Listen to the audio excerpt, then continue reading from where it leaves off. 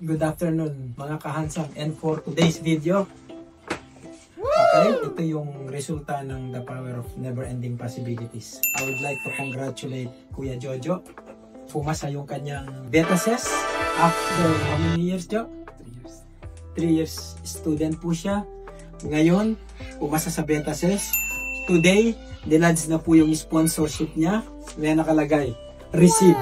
So, ibig sabihin, pwede na siyang hindi maging estudyante, antay na lang ng bridging visa, and then pathway to permanent residency.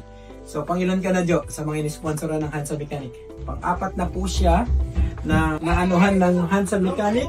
Ayan, pang-apat na po siyang i-sponsoran natin. Thank you, Lord. Anong masasabi mo dun sa mga mahuhusay na mga person?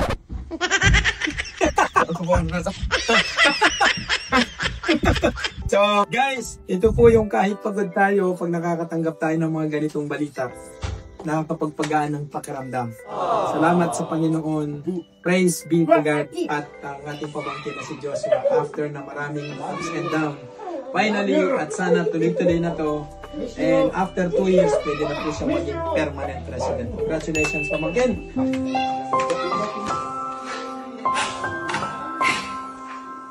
You should be here.